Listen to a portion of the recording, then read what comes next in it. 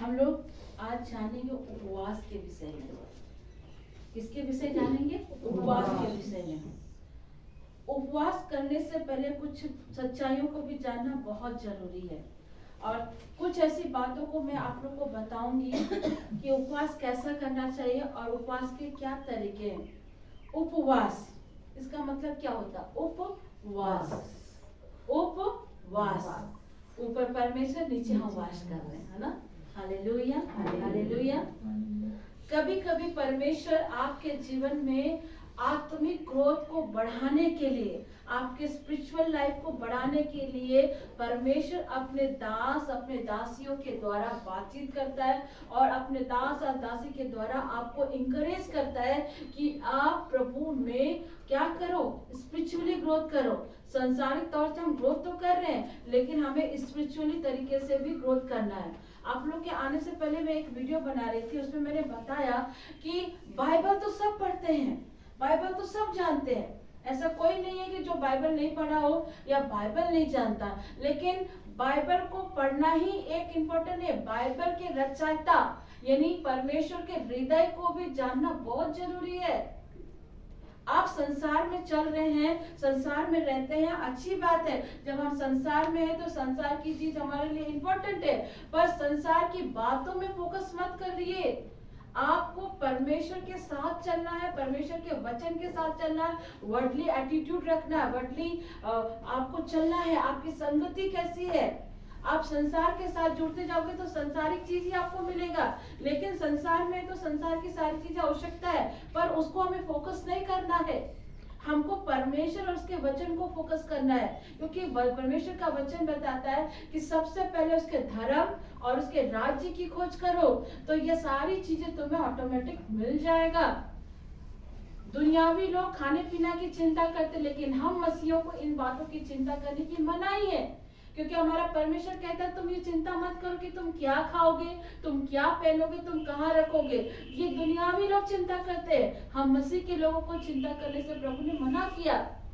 आमीन, आमीन। लो, आज मेरा टॉपिक वो नहीं है, आज मेरा टॉपिक है उपवास के विषय में। उपवास आप लोग करते हैं कि नहीं करते हैं? सब कोई करते हैं। उपवास करने का कई एक कारण हो सकता है। उपवास कुछ लोग अलग अलग तरीके से रखते हैं। कोई 1 दिन के लिए रखता है, कोई 2 दिन के लिए रखता है, कोई 7 दिन का रखता है, कोई 21 दिन का रखता है, कोई 40 दिन का रखता है। लेकिन ये जो उपवास होता है, इस उपवास का भी एक पर्पस होता है, एक कारण होता है। उपवास करने का मतलब क्या है? परमेश्वर की अगुवाई में करना। अब परमेश्वर की अगुवाई, उपवास का मतलब ये नहीं कि आज हमने ज्यादा मिठाई खा लिया तो चलो कल से उपवास में चले जाए। हाँ, हमने ज्यादा चिकन बिरयानी खा लिया, ज्यादा ऑयली चीज खा लिया तो हम उपवास में चले जाए। वो उपवास थोड़ी है, वो तो डाइटिंग है। हाँ? वो तो डाइटिंग है ना? बहुत लोग मीठा ज्यादा खा लेते हैं, खाने की चीज ज्यादा खा लेते हैं। फास्टिंग में जाने का मतलब है कि चलो हमने बहुत ज्यादा मिठाई खा लिया, बहुत ज्यादा बर्गर जगह पिज्जा खा लिया, फास्टिंग में चले जाए। नहीं, ये फास्टिंग नहीं है, ये फास्टिंग नहीं है, ये डाइटिंग है। बहुत लोग डाइटिंग को फास्टिंग बना देते हैं। फास्टिंग इसे नहीं कहते हैं, लेकिन आज मैं आपको कुछ चीजें बताऊंगी कि फास्टिंग के भी कुछ तरीके होते हैं, फास्टिंग के भी कुछ ऐसी चीजें हैं जिनको आज आपको ध्यान देना है कि फास्टिंग किस तरह से करना चाहिए। फास्टिंग जब हम करते हैं तो हमें क्या करना चाहिए? आप लोग मुझे बताइए, मैंने बहुत कुछ आप लोग को सिखाया है।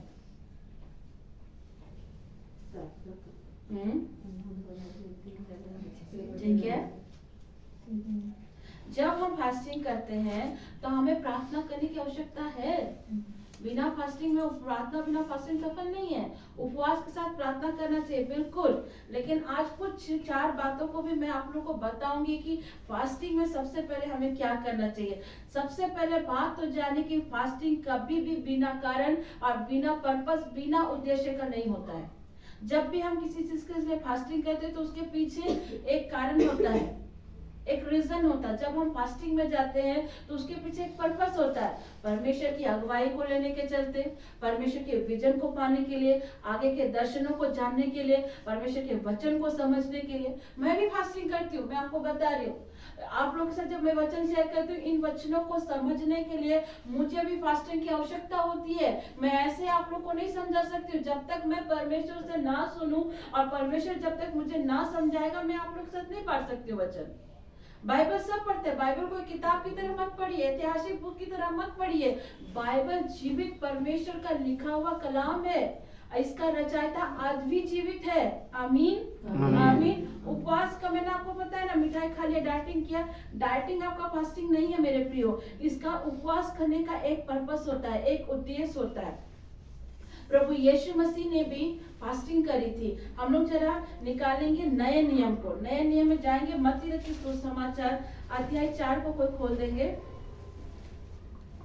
मत्ती का 4।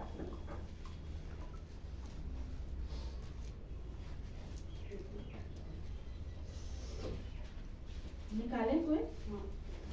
4 का पढ़ो तो 2। वह 40 दिन और 40 रात निहार रहा, अंत में उसे भूख लगी। यीशु मसीह भी कितने दिन उपवास थे? 40 दिन और 40 रात, है ना। उपवास करने का मतलब होता है एक रीजन है, एक पर्पस है, एक क्लियरिटी चाहिए, एक प्रोटेक्शन चाहिए। हम कुछ बड़ा डिसीजन लेते हैं, उसके लिए भी हमें एक उद्देश्य की आवश्यकता है। जब हम कोई बड़ा निर्णय लेने जाते हैं, बड़ा डिसीजन लेने जाते हैं या बड़ा कुछ करने जाते हैं, उसके लिए हमें क्या आवश्यकता होती है? उपवास की आवश्यकता होती है। यीशु मसीह यहाँ पर परमेश्वर का वचन बताता है कि जब वो उपवास कर रहे थे तो उपवास में कितने दिन गए? 40 दिन और 40 रात, और उसके बाद उन्हें भूख लगी। यानी यीशु मसीह अपने बड़े सेवकाई को करने से पहले, अपनी मिनिस्ट्री को चालू करने से पहले, अपने चेलों का चुनाव करने से पहले उन्होंने क्या किया? उपवास किया। Hallelujah hallelujah. जब हम किसी बड़े चीज का डिसीजन लेते हैं, जब हमें किसी चीज का गाइडेंस चाहिए ना, तो हमें उपवास की आवश्यकता होती है। यीशु मसीह जो स्वयं एक परमेश्वर के बेटे हैं, जो स्वयं परमेश्वर है, उन्होंने भी अपनी सेवकाई को शुरू करने से पहले, अपने चेलों का चुनाव करने से पहले उपवास किया। कितने दिन? 40 दिन और 40 रात के लिए। जब वो उपवास कर रहे थे, उपवास के दौरान उन्हें क्या मिला? परमेश्वर की ओर से पावर मिला, सामर्थ्य मिला, विवेक मिला, बुद्धि मिली।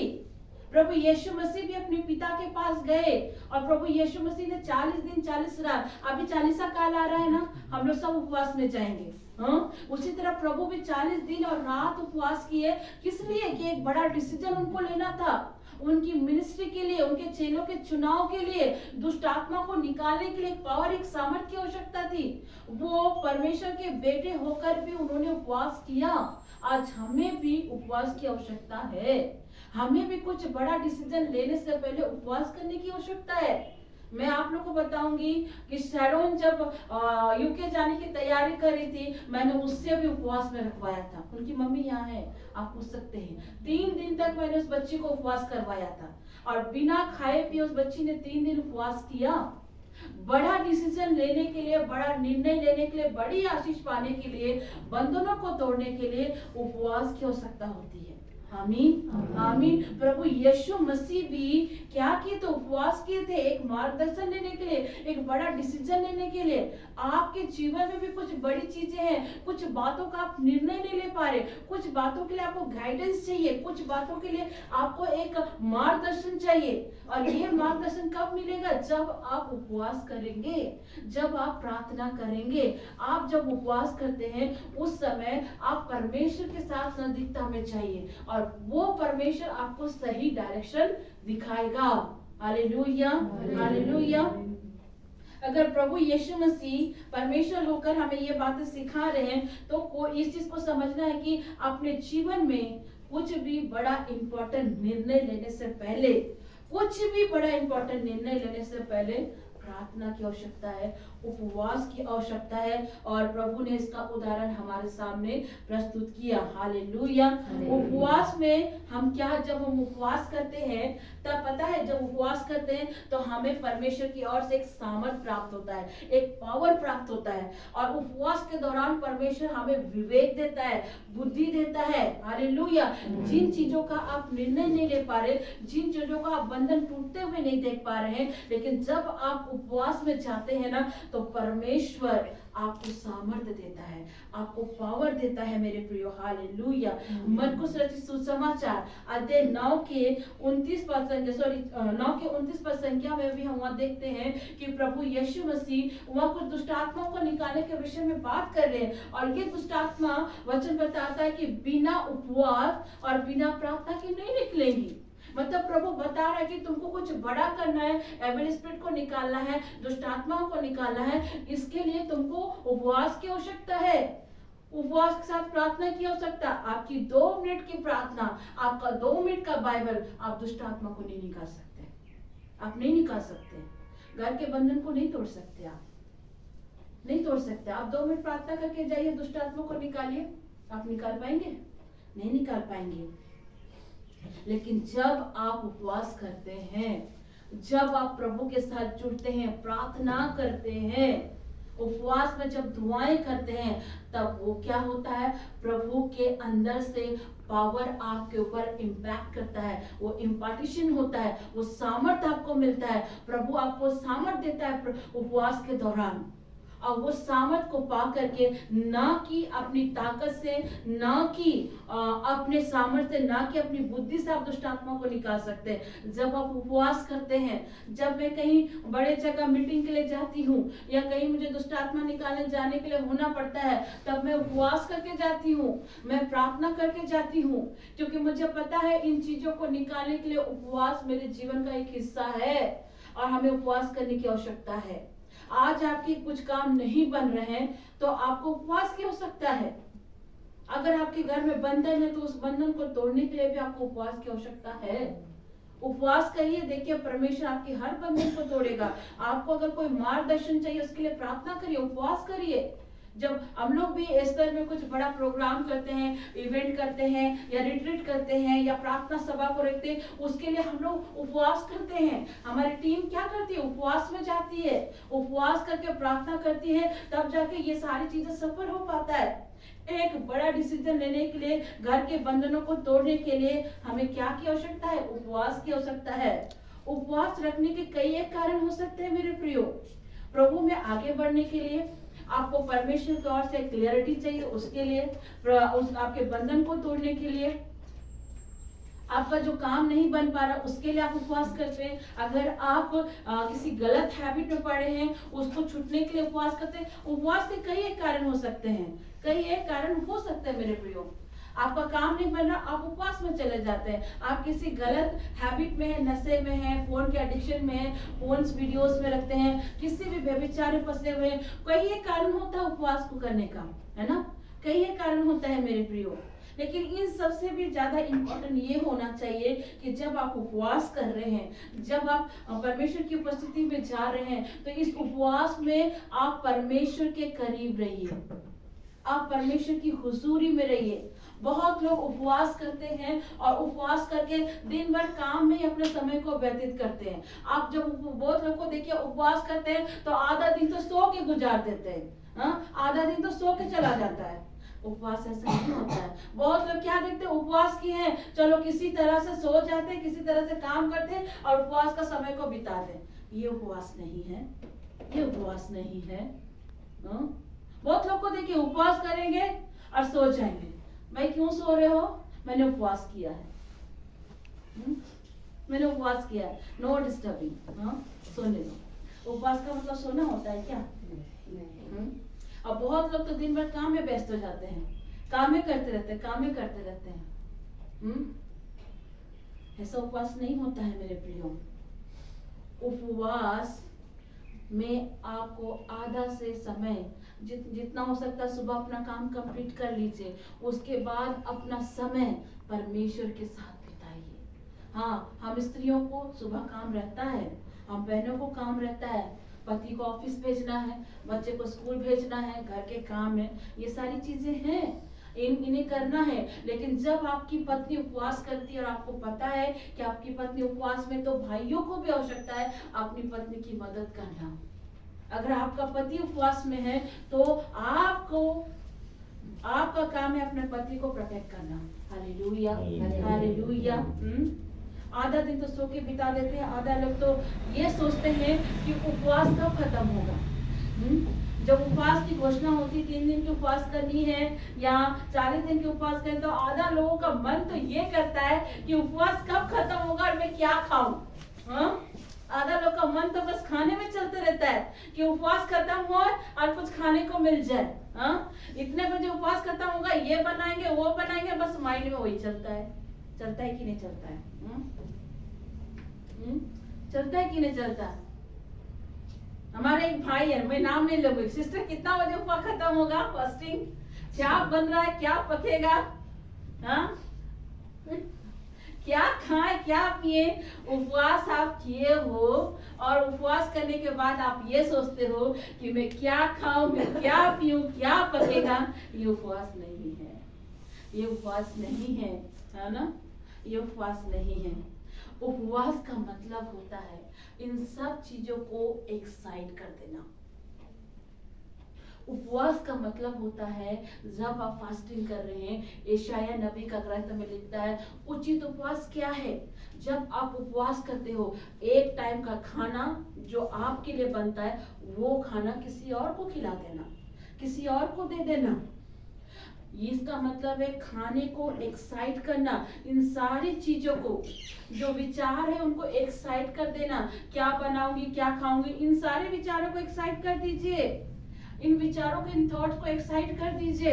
उपवास जब आप करते हैं, ये सारा विचार आपका अंदर से हट जाना चाहिए कि मैं क्या खाऊंगा, मैं क्या पीऊंगा, या मैं सोकर समय बिताऊंगा, या मैं बकबक करके समय बिताऊंगा, या मैं मोबाइल में समय बिताऊंगा। नो नो नो नो, ये फास्टिंग नहीं होती है। जब आप फास्टिंग करते हैं तो इन सारी चीजों को एक तरफ रख दो, एक तरफ रख दो और परमेश्वर के साथ समय को बिताओ। जब तुम परमेश्वर के साथ समय बिताओगे, उसके करीब जाओगे, तो पता है जब आप उपवास में परमेश्वर के साथ समय बिताते हैं, परमेश्वर से प्रार्थना करते हैं। बहुत लोगों को प्रार्थना नहीं होता है, उतना देर बैठा नहीं जाता है, बहुत लोग बाइबल भी उतने देर नहीं पढ़ पाते हैं। उस समय क्या करना है, आप चलते फिरते परमेश्वर को प्रेज करिए, वर्शिप करिए, प्रभु के नामों को लीजिए। उनके नाम, जो काम आपका नहीं बन पा रहा है, चलते फिरते आप प्रभु से कहिए, प्रभु ये सारे काम है जो मुझसे नहीं हो पा रहे, प्रभु आप परमेश्वर के हाथ में समर्पण करिए। कई बार जब मैं उपवास करती हूँ, मैं किसी को नहीं बताती हूँ, मैं सीधे उपवास में चले जाती हूँ, मैं प्रार्थना करते रहती हूँ। कभी किचन में खड़े होकर दुआ करती हूँ, कभी ऐसे हॉल में चलते चलते दुआ करती हूँ, कभी बगान में काम करते करते प्रार्थना करती हूँ, गीतों को गाती हूँ, उसके साथ कनेक्ट रहती हूँ। कनेक्ट रहना, पता है कई बार मुझे किसी प्रार्थना को उत्तर नहीं मिल पाता है, अचानक से चलते चलते गीत आ जाता है मेरे अंदर, लिखता है करता हूँ मैं तेरी चिंता, तू क्यों चिंता करता है। कभी कभी सोच में आता प्रभु कैसे ये सारी चीजों को हैंडल करूंगी परमेश्वर। तब परमेश्वर अंदर से बात करता है, मैं तेरा परमेश्वर, मैं तेरा रचयिता, मैंने तुझे बनाया, मैंने तुझे यहाँ लाया, आगे भी मैं तुझे चलाऊंगा। हालेलुया। मुझे बनाने वाला जीवित है, मुझे चलाने वाला जीवित है, मुझे खाना देना, मुझे कपड़ा पहनाना, मुझे एक अच्छे घर पे रखने वाला जीवित है। Hallelujah, hallelujah. जब वो परमेश्वर आपके साथ खड़ा है तो हम क्यों चिंता करें, हम क्यों चिंता करें।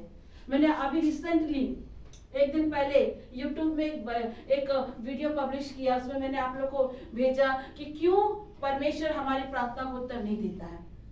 आप लोगों ने देखा होगा, मैंने बताया ना, कभी कभी परमेश्वर किसी चीज का उत्तर इसलिए भी नहीं देता है कि वो आपके जीवन से कुछ बड़ी महिमा और बड़ी गवाही को चाहता है।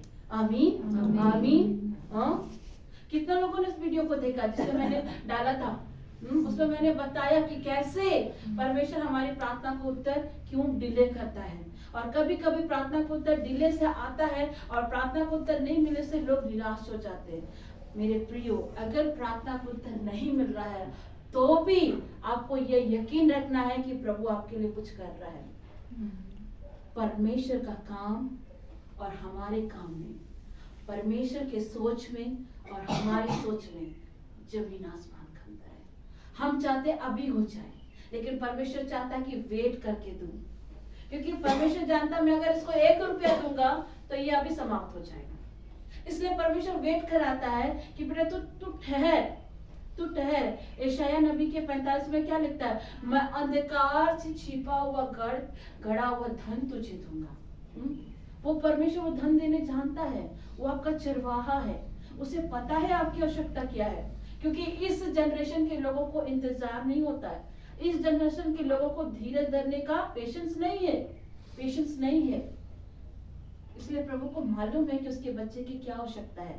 जब हम प्रार्थना कर लेते हैं तो हमें यकीन भी करना है।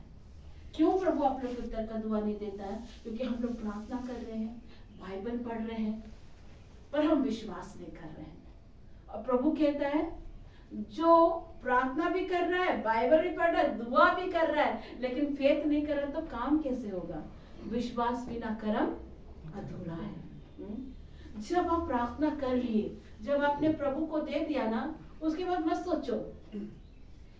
मत सोचो प्रभु अपने तरीके से कर देगा।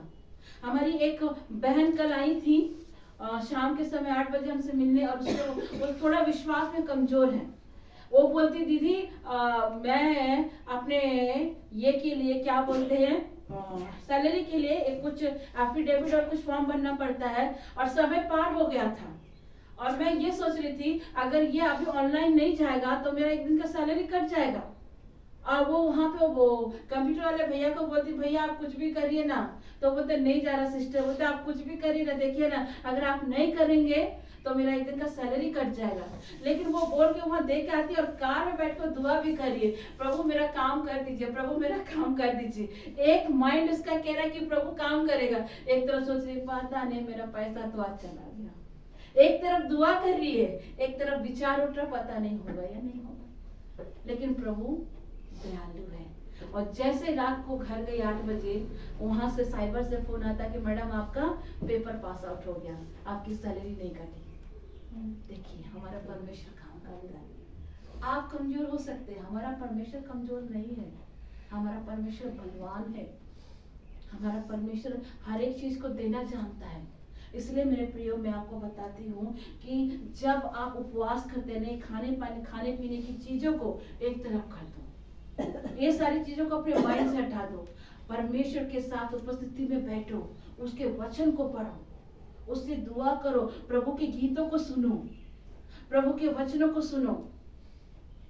देखिए परमेश्वर कैसे काम करता है।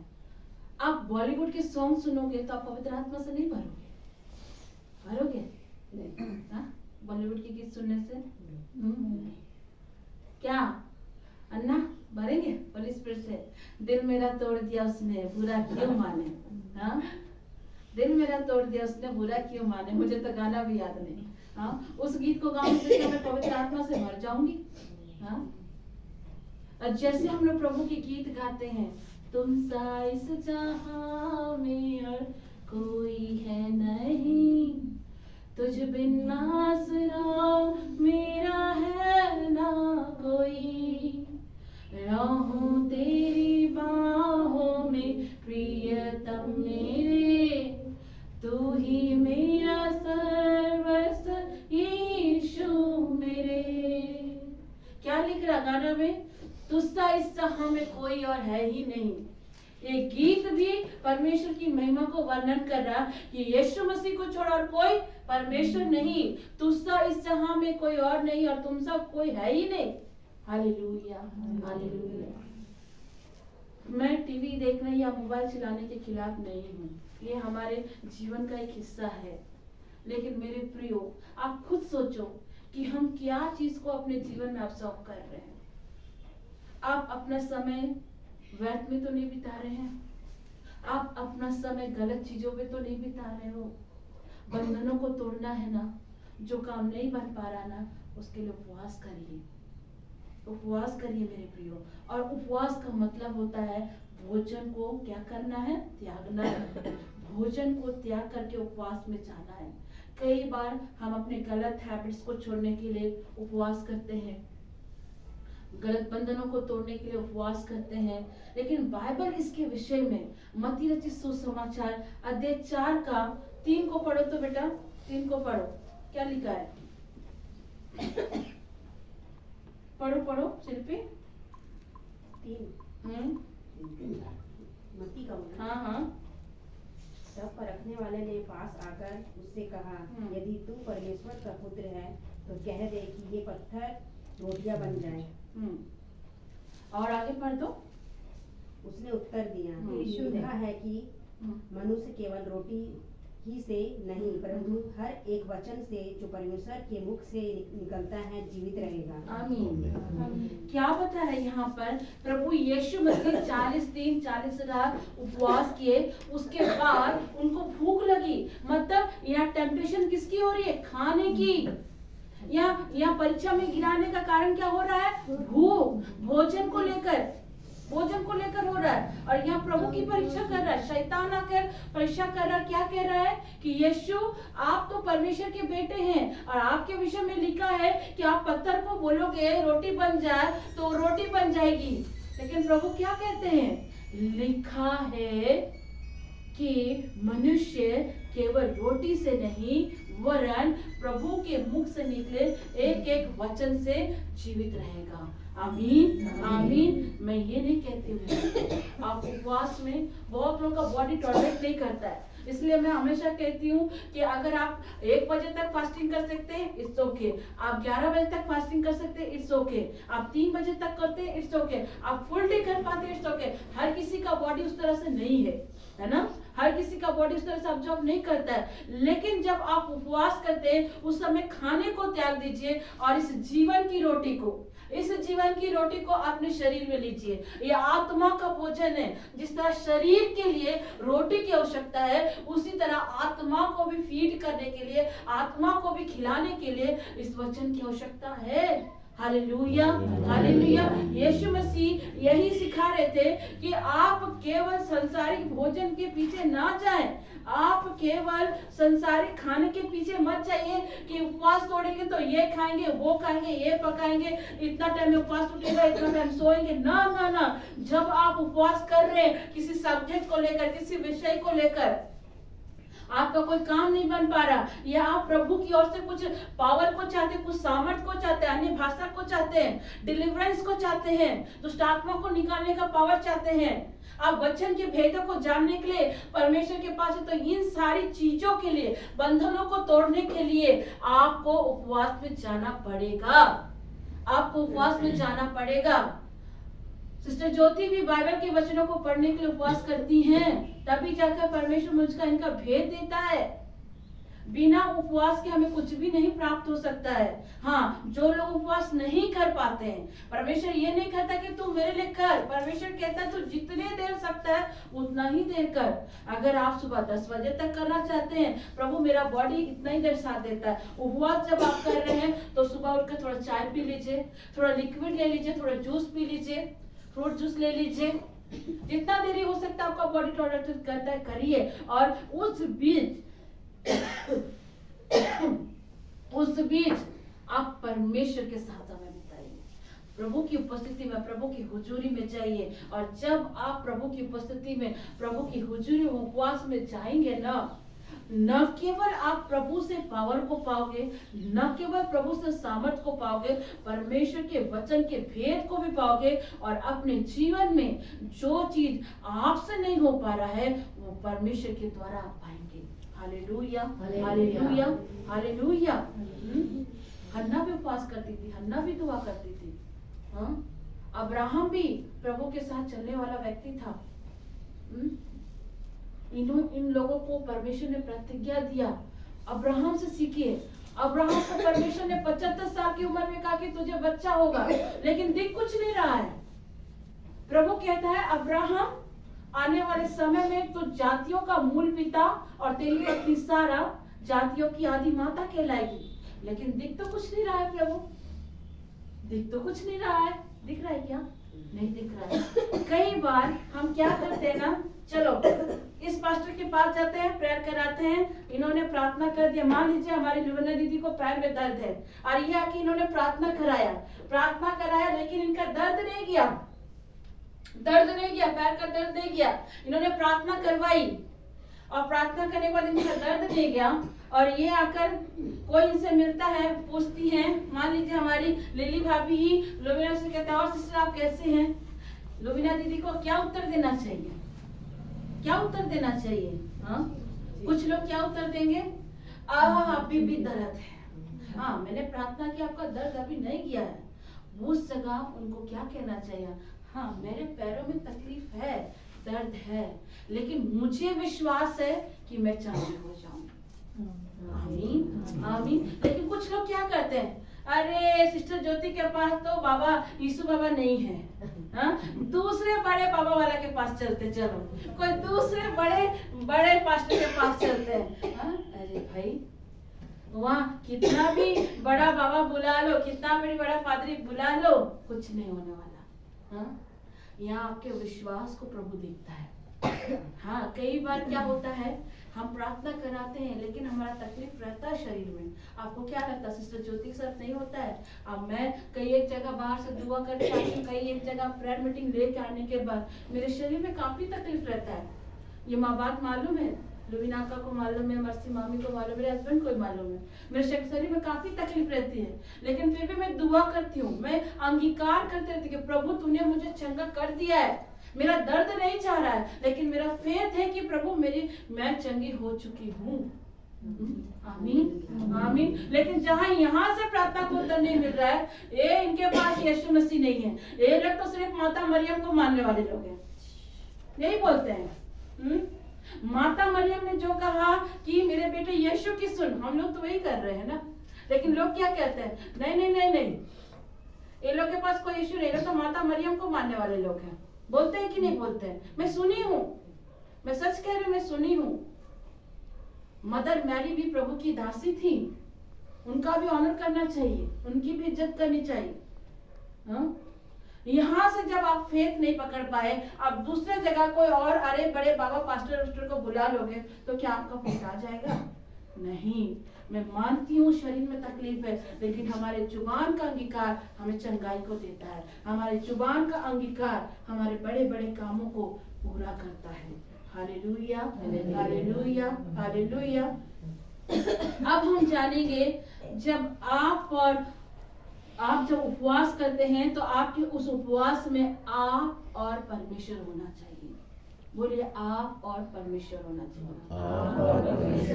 चाहिए। अगर इसको हम देखेंगे मत्ती रचित सुसमाचार अध्याय 6 में क्या लिखा है, 6 का 16 और 18 पद में लिखता है, जब तुम उपवास करो तो कपटियों के समान तुम्हारे मुंह पर उदासी ना छाई रहे, क्योंकि वो अपना मुंह बनाए रहते हैं ताकि लोग उन्हें उपवासी जाने। मैं तुमसे सच कहता हूँ कि वो अपना प्रतिफल पा चुके हैं। परंतु जब तू उपवास करे तो अपने सिर पर तेल मल, मुंह धो, ताकि लोग नहीं परंतु तेरा पिता जो गुप्त में है तुझे उपवासी जाने, और इस दशा में तेरा पिता जो तुझे गुप्त में देखता है तुझे प्रतिफल देगा। आमीन, आमीन। बहुत लोगों को देखिएगा, यहाँ प्रभु यीशु मसीह इस वचन के द्वारा हमको क्या समझाने की कोशिश कर रहा है कि बहुत लोग दिखाने के लिए उपवास करते हैं। कपटियों की भांति आप उपवास मत करिए। आप उपवास कर रहे हो, अपने पति को गाली गलौज कर रहे हो, आप उपवास किए हो, अपने आस पड़ोस को गाली दे रहे हो, आप उपवास किए हो और दूसरों की शिकायत लगा रहे हो, आप उपवास किए हो और दूसरों की निंदा कर रहे हो। ये कपटियों की स्वभाव है, ये कपटियों की भांति उपवास मत करिए। जब आप उपवास कर रहे हैं, आप अपनी पत्नी को गाली दे रहे हैं, आप उपवास किए हैं, आप मुंह को सुखा दिए हैं, ऐसा लग रहा है कि कितने दिन से मरे पड़े। उपवास किए हैं तो ऐसा दिखाएंगे आप कि भाई आज मैं उपवास किया, मैं कुछ काम नहीं करूंगा। उपवास किए हैं, आज हम उपवास किए हैं, आज मेरे को डिस्टर्ब मत करना। आज मैं सोऊंगी, आज मैं कुछ काम नहीं करूंगी, मैं नहीं पकाऊंगी चुकाऊंगी, मैं उपवास की हूँ। ये उपवास है? परमेश्वर कहता है कपटियों की भांति उपवास मत करो। बहुत लोग उपवास करते हैं और उपवास में गाली गलौज करते हैं। हाँ, उपवास करते हैं और दूसरों की शिकायत करते हैं, दूसरों की निंदा करते हैं, दूसरों की चुगली चपाटी करते हैं। प्रभु क्या कह रहे हैं? ऐसे कपटियों का प्रतिफल इन्हें मिल चुका है। बहुत लोग देखिए दूसरों की निंदा करेंगे, चुगली चपाटी करेंगे, और जहां गोलमोरी महागिरजा पहुंचेगा, पिता पुत्र पवित्र आत्मा करेगा और विनती करना शुरू करेगा। विनती करके जैसे हटेगा, मेरा पैसा कब देगी? मेरा पैसा कब देगी? बोल, मैं आऊं क्या? हाँ? बोलो बोलो बोलो, मैं आऊं क्या? हाँ? हाँ? बस मुंह से अनावश्यक। परमेश्वर कहता है इन कपटियों का इनका प्रतिफल मिल चुका है, इनको मिल चुका है। जब तुम उपवास करो, उस उपवास में तेरे और परमेश्वर होना चाहिए। तुम और तुम्हारा परमेश्वर, उसके बीच कुछ नहीं होना चाहिए, उसके बीच कुछ नहीं होना चाहिए। जब आप उपवास करते हैं तब अपने सिर पर तेल मलिए, मुंह को खुश रखिए, फ्रेश रहिए, चाय पीजिए, फ्रेश रहिए, प्रभु की आराधना कीजिए। मिशा आता है, मिशा सुनिए। हर दिन तो सुबह चर्च होता है। हाँ, हर दिन सुबह 6:30 बजे मिसा होता है। हाँ, हर दिन चर्च होते हैं। प्रभु के वचनों को पढ़िए, प्रभु के साथ संगति करिए। हाँ, ऐसा मत दिखाइए कि हम उपवास हैं, नहीं होने वाला, मैं काम नहीं करूंगी। ऐसा नहीं होता है उपवास, ऐसा नहीं होता है। उपवास करो। हाँ, आप ये कह सकते हैं सिस्टर हम उपवास करते हैं, बाइबल में बता, किसी को नहीं बताना। आप उपवास करते हैं, आपके घर वाले जानेंगे, नो डाउट। घर वाले लोग आपको सपोर्ट करें कि हाँ मेरा बच्चा, मेरी पत्नी या मेरा पति उपवास किया, मुझे से सपोर्ट करना है। लेकिन जब आप बाहर जाते हैं ना, और जब वहां पर भी कोई आपको खाने के लिए फोर्स करता है, वो आप आराम से बोल सकते हैं कि भाई मैं 1 घंटे बाद खाना खा लूंगी, मैं 1 घंटे बाद खाऊंगी, मुझे अभी भूख नहीं है। हाँ, आप तरीके से उसको हैंडल कर सकते हैं।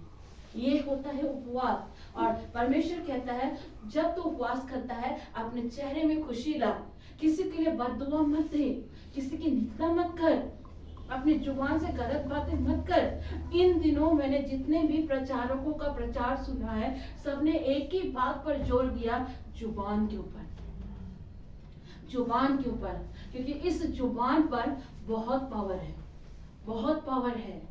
मैं सच कहती हूँ, इस जुबान पे बहुत पावर है।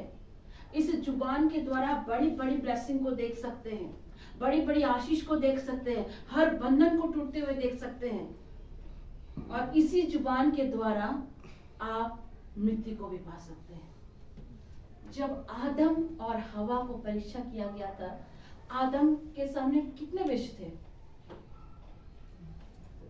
ना? तो उसने कौन से वृक्ष का फल खाया था? भले और बुरे ज्ञान का वृक्ष खाया था। और जीवन का वृक्ष वो कहाँ है? हाँ? वो कहाँ है जीवन का वृक्ष? बताओ, अच्छे से सोच के बताओ। भले और बुरे ज्ञान का वृक्ष का फल तो उसने खा लिया, जीवन का वृक्ष? नीति वचन में लिखा है तुम्हारे मुंह में जीवन का वृक्ष है, और जो इसे खाने जानता है, जो इसे लाने जानता है, वो जीवन को पाता है। Hallelujah, hallelujah. प्रभु ने आपके मुंह में जीवन के वृक्ष को रखा है। आप इस मुंह से अच्छी बातों को बोलोगे, जो काम नहीं बन पा रहा है उसको भी आप अच्छे तरीके से, आशीष के तरीके से बोलोगे, वो बन जाएगा। आमीन। हम लोग ये दुआ करें इसी जुबान से। अगर कोई बीमार होता, हम इस जुबान से दुआ कर रहे ना, और दुआ करते वो चंगा हो जाता है। इट मीन्स प्रभु ने इस जुबान के अंदर हमें वृक्ष दिया है। जीवन का वृक्ष मुंह पे ही है।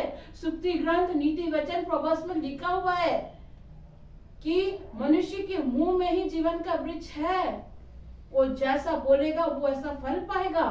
Hallelujah, hallelujah. इसीलिए जब आप उपवास करते हैं, किसी के लिए भी कपटियों की भांति उपवास मत करिए कि आप उपवास करके गाली गलौज कर रहे हैं, आप उपवास करके किसी निंदा कर रहे, शिकायत कर रहे।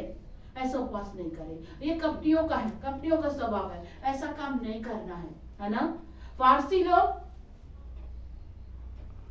यीशु मसीह को नहीं जाने, व्यवस्था को पढ़ रहे। प्रभु उनके साथ है, वो प्रभु को नहीं जान रहे, व्यवस्था को पढ़ रहे, किताब को पढ़ रहे, लिखी हुई बात को पढ़ रहे। प्रभु उनके साथ जीवन की बात को बांट रहे, लेकिन वो उनको ध्यान नहीं दे रहे।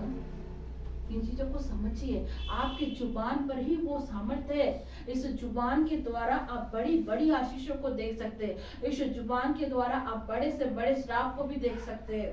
क्यों? याकूब कहता है कि तुम्हारे मुंह से अच्छी बातें निकलना चाहिए, श्राप की बातें नहीं। व्यवस्था विवरण में परमेश्वर का कलाम क्या कहता है? परमेश्वर वहां कहता है कि देखो मैं तेरे सामने जीवन और मृत्यु दोनों को रखता हूं और मैं चाहता हूं कि तू जीवन को ही चुन ले। मैं तेरे सामने आशीष को रखा हूँ, आशीष और श्राप दोनों को रखा हूँ, लेकिन मैं फिर भी चाहता हूँ कि तुम आशीष को ही चुनो। आमीन, हालेलुया, हालेलुया। ये है मेरे प्रियो, जब हम फास्टिंग करते हैं तो हमें कपटियों की भांति नहीं करना है। आमीन। अब हम जानेंगे, लास्ट पॉइंट में हम आएंगे, उपवास के साथ हमें प्रार्थना की भी आवश्यकता है। जब हम उपवास करते हैं तो हमें प्रार्थना की भी आवश्यकता है। अपने उपवास में प्रार्थना को भी जोड़िए। फास्टिंग विथ प्रेयर, प्रार्थना और उपवास दोनों को जोड़कर करिए। सिर्फ उपवास करने से कुछ नहीं होगा, उपवास के साथ प्रार्थना की भी आवश्यकता है। हाँ, उपवास कर लिए दिन भर काम करें, नहीं नहीं नहीं नहीं। उपवास के साथ हमें प्रार्थना की भी आवश्यकता है। अगर हम मत्ती रचित सुसमाचार अध्याय 17 के पद संख्या 21 को जरा पढ़ देंगे मेरे लिए, अगर किसी को मिलता है तो।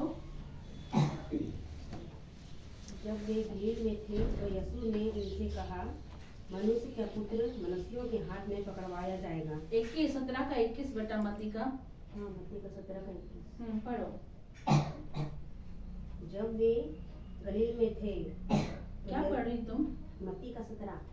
मत्ती 17 अध्याय का 21 पद संख्या।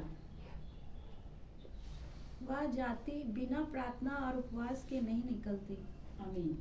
यहाँ पर यीशु मसीह क्या बता रहे हैं कि दुष्टात्मा को निकालते समय प्रार्थना और उपवास की आवश्यकता है। आमीन। मतलब ये कि उपवास के साथ, फास्टिंग के साथ प्रार्थना की भी आवश्यकता है। उपवास के बिना प्रार्थना अधूरा है और प्रार्थना के बिना उपवास अधूरा है। आपके घर के बंधन को तोड़ने के लिए, आपके घर में शैतान के कामों को तोड़ने के लिए, घर में जो नशे की आत्मा हो या दुष्ट आत्माएं हो या किसी भी प्रकार का बंधन हो, पता है दुष्ट आत्मा बहुत तरह की होती है। आपके विचारों से खेलेगा, गंदे ख्यालात दे देगा, गंदे विचार देगा, दूसरों से लड़ने का स्पिरिट, झगड़ने का स्पिरिट, बहुत सारी दुष्ट आत्मा है, आप गिन नहीं सकते। और मनुष्य प्रतिदिन इन चीजों से जूझ रहा है। डिप्रेशन के दुष्ट आत्मा तो ज्यादा जूझ रहे इस समय। लोग छोटी छोटी बात में डिप्रेशन में चले जाते हैं। डिप्रेशन क्या है? एक तरह का दुष्ट आत्मा है। शादी नहीं हो रहा तो डिप्रेशन में चला गया, बच्चे नहीं हो तो डिप्रेशन में चला गया, हाँ, घर का कुछ काम नहीं बना तो डिप्रेशन में चला गया, बच्चा पढ़ नहीं रहा तो डिप्रेशन में चला गया। ये डिप्रेशन की दुष्ट आत्मा बहुत ज्यादा समय काम कर रही है, बहुत ज्यादा काम कर रही है। ये सारी दुष्ट आत्मा है। लड़ने वाला क्या है? दुष्ट आत्मा है। जो घरों में लड़ा देता वो दुष्ट आत्मा है। और देखिए, जब आप प्रभु में आगे बढ़ेंगे ना तो ये सारी चीजें होंगी। आपके अपने ही लोग आपके पीछे पड़ जाएंगे। आप शैतान आपके अपने लोगों को इस्तेमाल करेगा।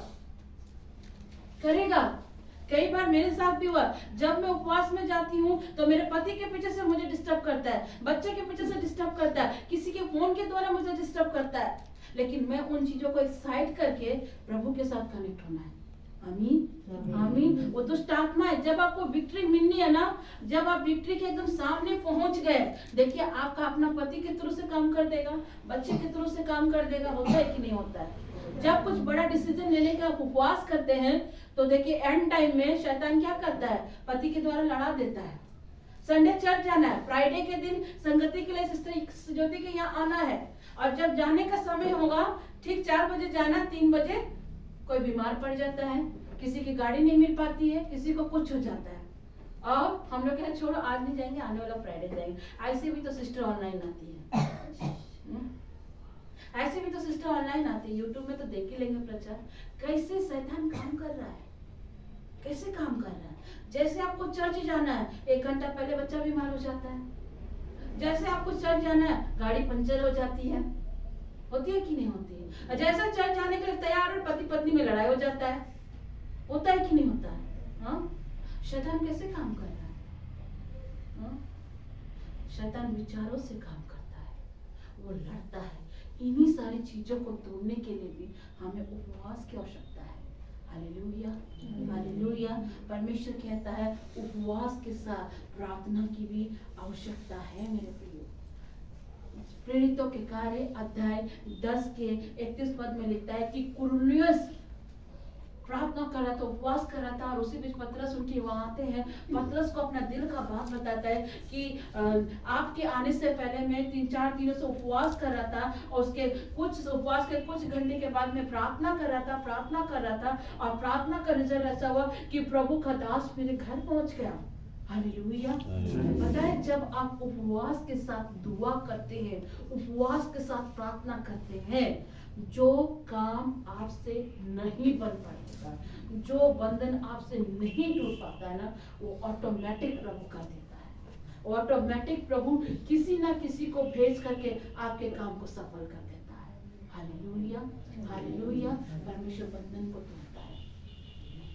प्रभु ने एक जगह कहा, जब तक दूल्हा है उपवास की आवश्यकता नहीं है, लेकिन जब दूल्हा उठा लिया जाएगा तब उपवास की आवश्यकता पड़ेगी। और ये समय उपवास का है।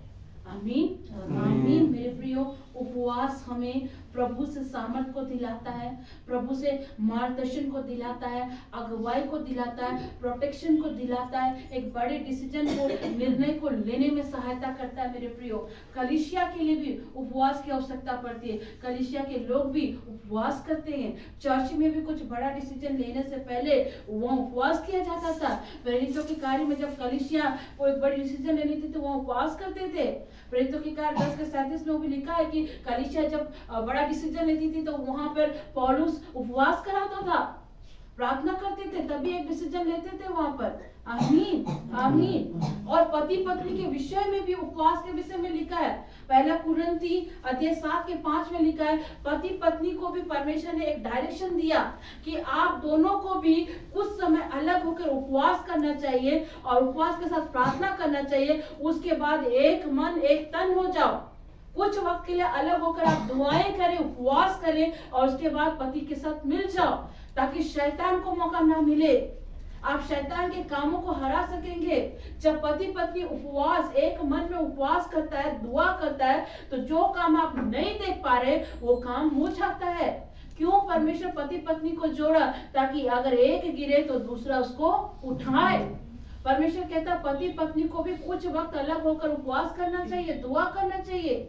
और जब पति पत्नी एक मन होकर उपवास और प्रार्थना करते हैं तो ना केवल वो अपने जीवन में आशीष को पाते हैं, ना अपने बच्चों के जीवन में आशीष पाते हैं, वो घर में हर एक क्षेत्र में बड़ी आशीष को पाते हैं। Hallelujah, hallelujah.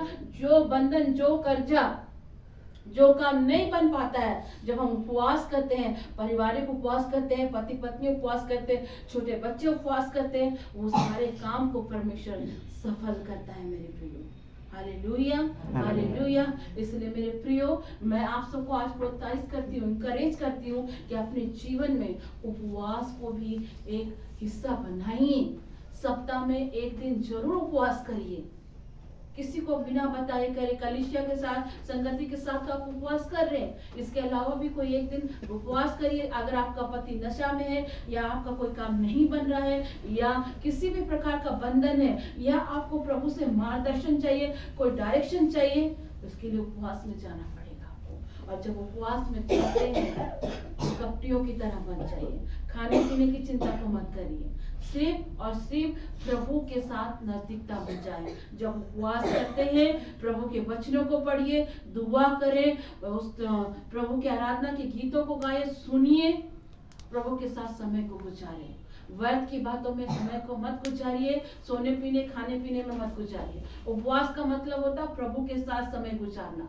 ये नहीं उपवास करके दिन भर काम में लगे, दिन भर फोन में रील्स चलाते रहे, इंस्टाग्राम चलाते रहे, फेसबुक चलाते रहे, ऐसा नहीं होना चाहिए। जब उपवास करते हैं तो प्रभु के साथ चले और प्रभु से उस पावर को, उस सामर्थ को ले, और अपने जीवन में बड़े बड़े कामों को और बड़े बड़े बंधन को टूटते हुए देखेंगे। आमीन, आमीन। आमीन। परमेश्वर इस संदेश के द्वारा आप सबको बहुत आशीष दे। सबको जय यीशु। तो आज आप